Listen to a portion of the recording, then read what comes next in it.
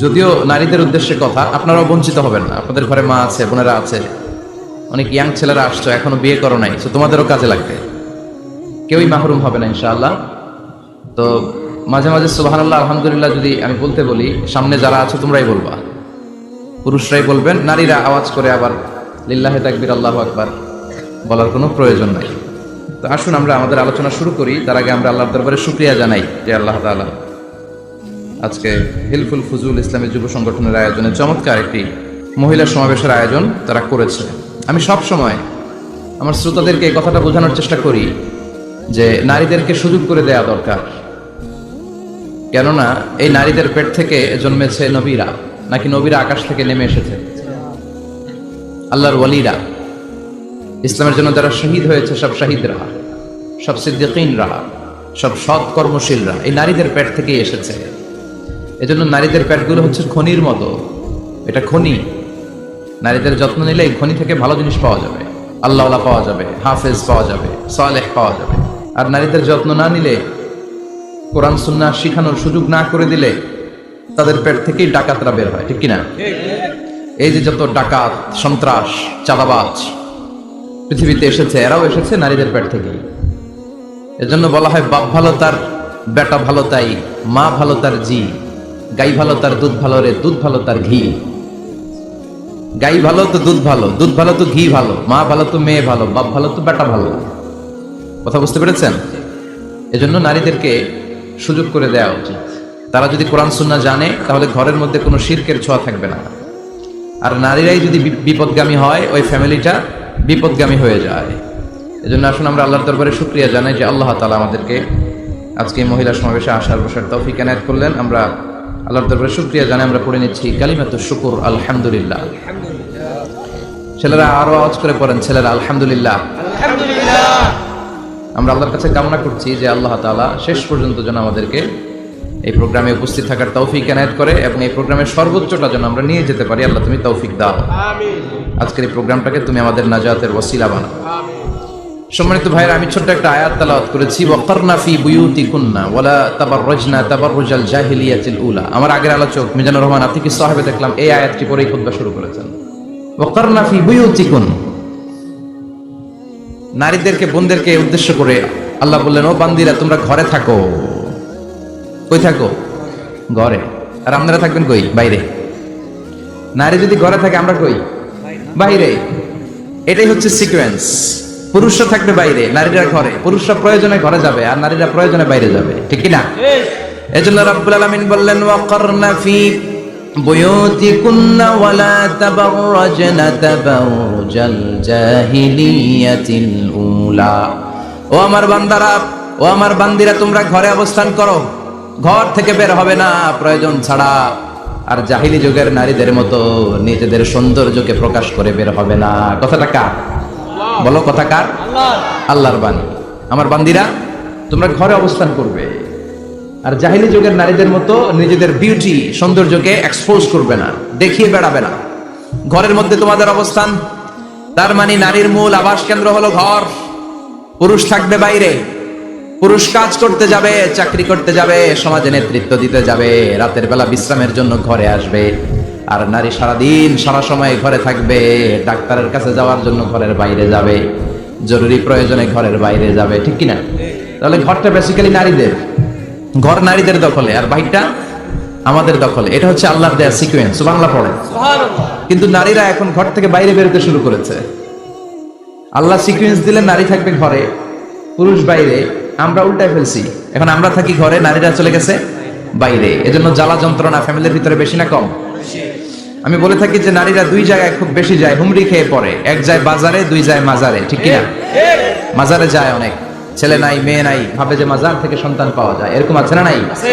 রাব্বুল আলামিন বলেন, ইয়াহাবু লিমান ইয়াশাউ ইনাসান ওয়া ইয়াহাবু লিমান ইয়াশাউ যুকুর আও ইউযাওয়িজুহুম যুকরানান ওয়া ইনাসা ওয়া ইয়াজআলু মান ইয়াশাউ আকিমা ইন্নাহু আলিমুন কাদির। তিনি যাকে চান তাকে মেয়ে দেন। আগে মেয়ের কথা বললেন, আগে ছেলে বলে নাই। তার মানে মেয়ের ভিতরে বরকত বেশি না কম? বেশি। আল্লাহ যাকে চান তাকে মেয়ে দেন। আল্লাহ যাকে চান তাকে ছেলে দেন, আবার যাকে চান তাকে ছেলেও দেন, মেয়েও দেন, আবার যাকে চান তারে ছেলেও দেন না, মেয়েও দেন না। তিনি কে? আল্লাহ। এজন্য চাইতে হবে তার কাছে, মাজারে যে চাওয়া যাবে না। আমার বোনেরা খবরদার, খবরদার, খবরদার, মাজারে যে কিচ্ছু যাবেন না। মাজারে তো আপনাদের যাওয়ারই দরকার নাই, কারণ নারীদেরকে কবরের সামনে যে কবর জিয়ারত করতে নিষেধ করেছেন মুহাম্মদ সাল্লাল্লাহু আলাইহি ওয়াসাল্লাম। কারণ নারীরা দুর্বল চিত্তের অধিকারী হয়, রক্ত দেখলে ভয় পায়, পায় না? আমরা ভয় পাই, আমরা তো জবাই করি, আমরা কুরবানির সময় আল্লাহু আকবার, রক্ত দেখলে আমরা ভয় টয় পাই না। নারীরা রক্ত দেখলে ভিড়কে ওঠে, ওরা ভয় পায়। এজন্য পৃথিবীর কোন দেশের সেনাবাহিনীর প্রধান, চিফ ইন মিলিটারি, আপনি নারী দেখাতে পারবেন না। পৃথিবীতে এতগুলো দেশ, কোন দেশের সেনাপ্রধান নারী আছে? থাকলে আমরা জানা। কারণ এই ডিসিশন গুলো নিতে হলে অনেক বড় মাথা লাগে, অনেক সাহস লাগে, কিন্তু নারীরা রক্ত দেখলে ভয় পেয়ে যায়। সুবহানাল্লাহ পড়েন, কি ব্যালেন্স আল্লাহ করে দিলেন। এই জন্য খবরদার, মাজারে যাই কিছু চাওয়া যায় না। মাজারে পড়ে থাকা ব্যক্তিটা আপনার মতোই ব্যক্তি। আল মাইয়িতু ফিল কবরি কাল গারিকু ফিল বাহরি। সাঁতার না জানা ব্যক্তি সাগরে পড়ে গেলে যেমন অসহায়, কবরে চলে গেলে মানুষ তেমন অসহায়, সে কিচ্ছু দিতে পারে না।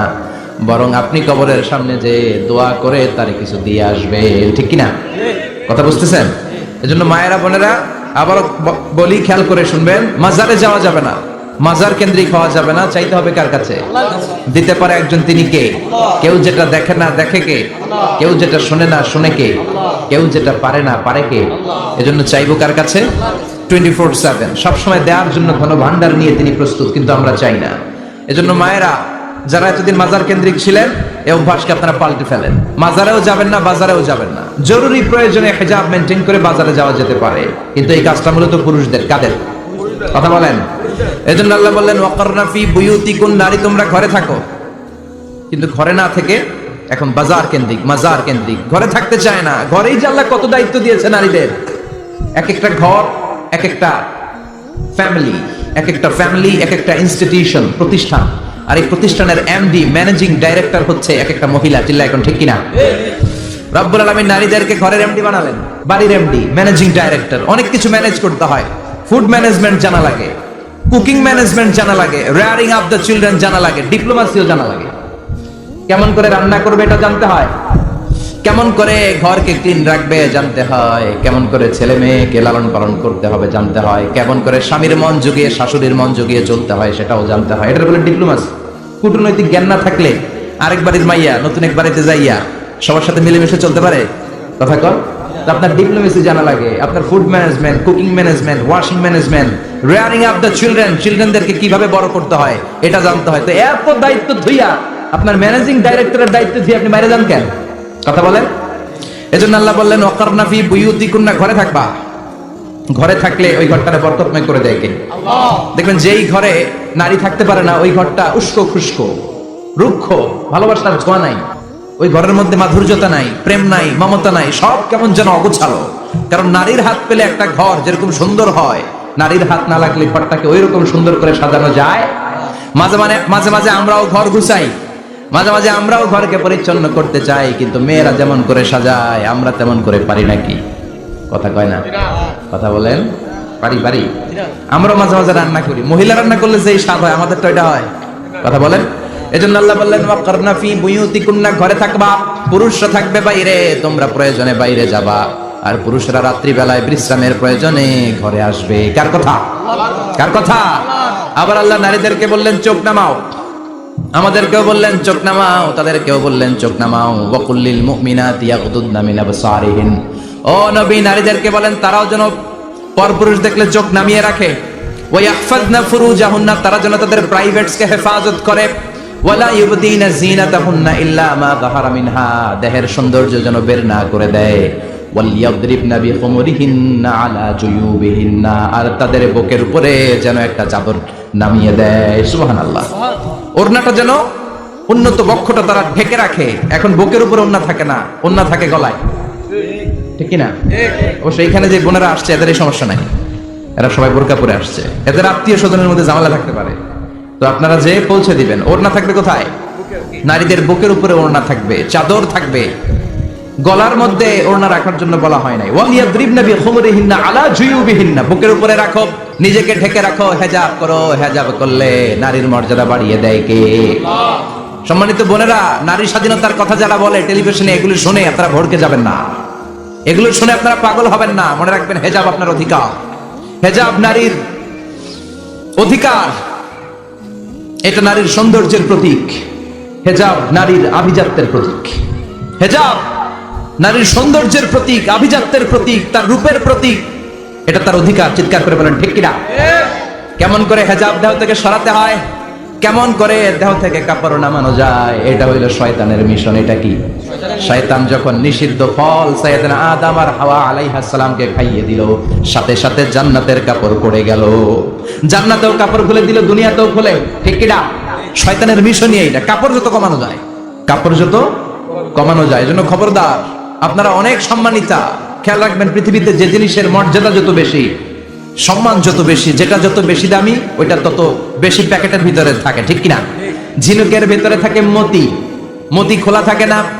স্বর্ণ অলংকার, স্বর্ণের দোকানে যখন যাবেন দেখবেন শাটারের সামনে এত বড় বড় তালা, অন্য দোকানে এত মোটা তালা নাই। আবার যেখানে গ্লাস ফিটিং করা স্বর্ণ রাখা হয়, ওইখানেও কয়েকটা লকার সিস্টেম আছে না নাই? ঘরে যখন আমরা অর্নামেন্টস রাখি, গহনা রাখি, ঘরের সবচেয়ে গোপন কক্ষের ভেতরে, গোপন আলমারির ভেতরে, গোপন সিন্ধুকের গোপন ড্রয়ারের ভেতরে কয়েকটা তালা মেরে স্বর্ণ রাখি। যেরকম ঠিক কিনা? 50,000 টাকার বান্ডিল নিয়ে যখন রাস্তায় বেরোয়, কেউ হাতে নিয়ে বেরোয় না, এমনি দেখায় দেখা যায় না। এই যে দেখ 50,000,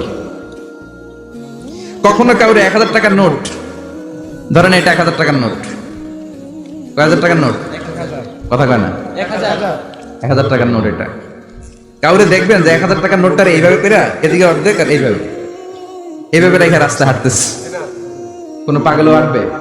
কোনো পাগলও হাঁটে না, কারণ দামি জিনিস। এটার হেজাব লাগবে, এটা নেকাব লাগবে, এটাকে প্যাকেট করতে হবে, এটাকে প্রিজার্ভ করতে হবে। এজন্য যে নারীরা হেজাব করে তারা কোনোদিন ইফটিজিং এর শিকার হয় না। চিল্লায় বলো ঠিক কিনা? হেজাব যারা করে তারা বিপদে পড়ে না, কারণ হেজাব করলে এক একটা নারীকে জান্নাতের হুরপরির মতো লাগে। ঠিক কিনা?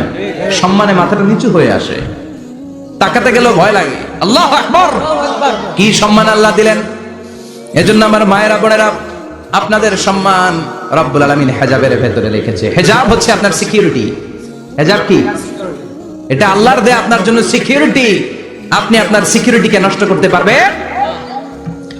এজন্য ইসলাম বলে, খবরদার, নারী যদি কোনো দূরের জায়গায় সফর করে, দূরের রাস্তায় সফর করে, নারী যেই তো সম্মানিত, একা একা কোনো নারী যেতে পারবে না। সিকিউরিটির দরকার আছে না নাই? বডিগার্ডের দরকার আছে না নাই? কেউ যখন বাংলার জমিন থেকে মক্কায় উমরা করতে যায়, মাহরাম পুরুষ না থাকলে তারে ভিসা দেয়, কারণ সম্মানিতা, বডিগার্ড লাগবে। জানেন এটা? মাহরাম পুরুষ যদি না থাকে, এই মাহরাম হচ্ছে বডিগার্ড। মাহরাম পুরুষ না থাকলে উমরার ভিসা হয় না, হজের ভিসা হয় না, কারণ লম্বা সফর, আর যে সফর করবে সে সম্মানিতা। সম্মানিতা নারীর জন্য সিকিউরিটির দরকার আছে না নাই? বডিগার্ড লাগবে কি লাগবে না? কি সম্মান ইসলাম আমাদেরকে দিল, বুঝলামই না আমরা। আপনাদেরকে প্রোটেক্ট করার জন্য, আপনাদের সিকিউরিটি এনশিওর করার জন্য আল্লাহ তাআলা হেজাবের বিধান দিয়েছে। চিল্লায় পড়েন সুবহানাল্লাহ। এজন্য নারীর সম্মান, নারীর মর্যাদা রব্বুল আলামিন হেজাবের ভেতরে দিয়েছে। আবার নারীর মধ্যেও হেজাবের তারতম্য আছে না নাই? যাদের বয়স বেশি তাদের হেজাব কম, যাদের বয়স কম তাদের হেজাব বেশি। সুবহানাল্লাহ, কি ব্যালেন্স! কিন্তু রাস্তায় দেখবেন নানির হাতে হাত মোজা, নানি নাতনি, নানির হাত মোজা আছে, পা মোজা আছে, গায়ে বোরকা আছে দুইটা, সাথে ষোড়শী অষ্টাদশী তরুণী তন্নি যুবতী নাতনিটার বুকের মধ্যে কাপড় নাই, গলায় আছে ওড়না, আছে না নাই? তার মানে পুরাই উল্টা। দরকার ছিল নাতনির হাতে মোজা, পায়ে মোজা, দুইটা বোরকা। নানির গায়ে কাপড় না থাকলেও সমস্যা নাই, হালকা কাপড় পরে নানি বের হইছে, সমস্যা নাই। কোন রকম চাদর গায়ে দিয়ে নানি বের হইছে, সমস্যা নাই। কিন্তু নাতনির গায়ে বোরকার দরকার আছে না নাই? হাত মোজা, পা মোজার দরকার আছে না নাই? মা মেয়ে বের হয়েছে, মায়ের গায়ে দুই বোরকা, হাত মোজা, পা মোজা, মেয়ের গায়ে কাপড় নাই, হাফ নেকেড, আছে না নাই? নানির দিকে তাকাবে কে? উনি তো এক্সপায়ার্ড, উনি কি ডেট শেষ। কথা বলেন, কেউ তাকাবে? তাকাবে ওই ষোড়শী অষ্টাদশী তরুণী তন্নি যুবতীর দিকে। ঠিক না? এজন্য ইসলাম বলে, খবরদার, হেজাব ছাড়া বের হওয়া যাবে না, নিকাব ছাড়া বের হওয়া যাবে না। বিশ্বনবী বললেন, মা তারাকতু মিন বাদি আদাররা আলার রিজালি মিনান নিসা, আমি চলে যাব কিন্তু আমার পরে আমার পুরুষ উম্মতদের জন্য নারীর চাইতে বড় কোনো ফিতনা আমি রেখে যাই না। আর বনি ইসরাইলের জামানায় সবচেয়ে বড় ফিতনা হয়েছিল নারীর ফিতনা, নারী কেলেঙ্কারি। এই জন্য নারীরা, বোনেরা, আপনাদেরকে সাবধান থাকতে হবে। নারীর ফিতনা বড় ফিতনা। নারী ভালো হলে সবচেয়ে ভালো, নারী খারাপ হলে নারীর চেয়ে খারাপ কেউ হতে পারে। এই জন্য নারীদের জন্য আল্লাহ কিছু মডেল দিলেন, নারীদের জন্য আল্লাহ কিছু আদর্শ পাঠালেন, নারীদের জন্য আল্লাহ শিক্ষণীয় মহীয়সী কিছু নারীর জীবনে দিলেন। বললেন এই জীবনীগুলো পড়ো, তোমাদের জীবনটারে উজালা করে দিবে কে? আল্লাহ বললেন দরাবাল্লাহু মাসালাল লিল্লাযিনা আমানু ইমরাতা ফিরআউন। গোটা বিশ্বের সব নারীদের জন্য রব্বুল আলামিন কুখ্যাত সন্ত্রাসী ফেরাউনের বউকে মডেল বানিয়ে দিয়েছে। সুবহানাল্লাহ পড়েন। সুবহানাল্লাহ। কাফেরের বউ মুমিন নারীদের মডেল, আবার নবীর বউ কাফের নারীদের মডেল। আছে না নাই? নূহ আলাইহিস সালাম আল্লাহর সবচাইতে প্রিয় নবী, প্রিয়দের একজন, কিন্তু তার বউ কাফেরদের মডেল। আর কুখ্যাত সন্ত্রাসী ফেরাউন, তার বউ আসিয়া মুমিন নারীদের মডেল। আল্লাহু আকবার। 6 জন নারীর জীবনীর কথা আমি রেকমেন্ড করি, সাজেস্ট করি যে 6 জন নারীর জীবনী মুখস্থ, ঠোঁটস্থ, অন্তস্থ থাকতে হবে প্রতিটা নারীর জন্য। আশা করি মায়েরা, বোনেরা শুনছেন, আশা করি আপনারা কান লাগিয়ে শুনছেন, অনুধাবন করার চেষ্টা করছেন। আপনাদের জন্য 6 জন নারীর জীবনী পড়া অবধারিত। সংক্ষেপে বলবো কয়জন? গুনেন। 1 নম্বরে হচ্ছে হাজার, উম্মে ইসমাইল, সাইয়েদনা ইব্রাহিমের বউ, সাইয়েদনা ইসমাইল আলাইহিস সালামের আম্মা, নাম হলো হাজার। আমরা বলি বিবি হাজরা। আমরা কি করি? হাজরা আছে না? এই প্যান্ডেলও হাজরা নামে 2 জন বোন থাকতে পারে। আসলে নামটা হচ্ছে হাজার। নামটা কি? হাজার। এই হাজার হচ্ছে আপনাদের 1 নম্বর মডেল। 2 নম্বর কুখ্যাত সন্ত্রাসী ফেরাউনের বউ আসিয়া আপনাদের 2 নম্বর মডেল। 3 নম্বরে ঈসা আলাইহিস সালামের আম্মা মারিয়াম আলাইহিস সালাম আপনাদের মডেল। বিশ্বনবীর প্রথম বউ খাদিজা আপনাদের মডেল। বিশ্বনবীর একমাত্র কুমারী বউ মা আয়েশা আপনাদের মডেল।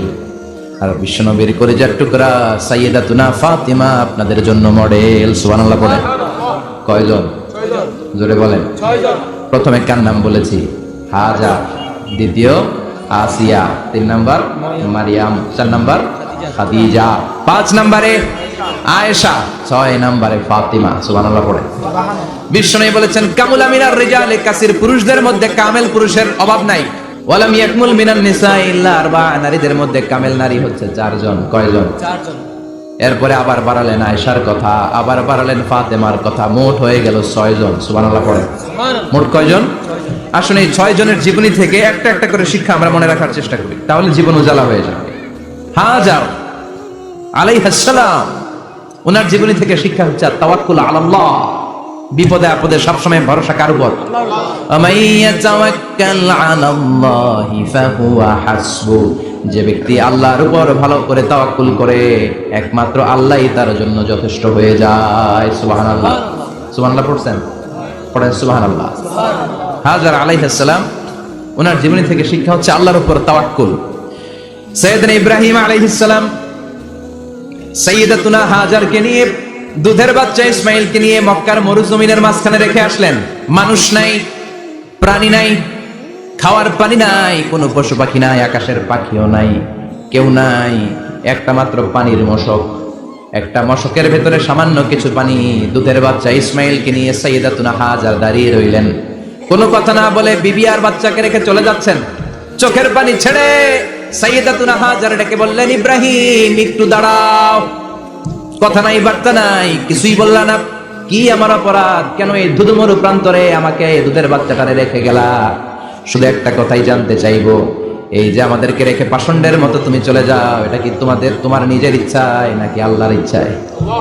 সাইয়েদনা ইব্রাহিম কোনো কথা না বলে শুধু প্রশ্নের উত্তর দিলেন, বললেন আল্লাহর ইচ্ছায়। কার ইচ্ছায়? নবীরা নিজের ইচ্ছায় কিছু করে না, যেটাই করে কার ইচ্ছায়? সাইয়্যিদাতুনা হাজার বললেন, ইদান লা ইউদাইয়ুনাল্লাহ, তোমার ইচ্ছায় যদি আমাদেরকে রেখে না যাও, আল্লাহর ইচ্ছায় যদি রেখে যাও, তাহলে আমার ভরসা আছে আল্লাহ আমাদেরকে নষ্ট হতে দিবে না, আল্লাহ আমাদেরকে কোনো কষ্ট দিবে না, আমার আল্লাহই আমার জন্য যথেষ্ট। সুবহানাল্লাহ। আপনারে মায়েরা যারা আছেন, আপনাকে আর আপনার 2 সন্তানকে নিয়ে আপনার স্বামী সিলেটের হাকালুকি হাওরের মাঝখান দিয়ে রেখে আসছে। কি করবেন? পিছনে পিছনে দৌড়াবেন, গালাগালি শুরু করবেন। যদি বলে আল্লাহর ইচ্ছায় তোমার রেখে গেলাম, জীবনেও মানতে চাবেন না, বলবেন তোরেও বাদ দিলাম, তোর আল্লাহরেও বাদ দিলাম। আছে না নাই? কিন্তু সাইয়্যিদাতুনা হাজার কেমন নারী ছিলেন, একটা টু শব্দ করেন নাই। শুনতেছেন? কেন ইমাজিন, কল্পনা করতে পারেন?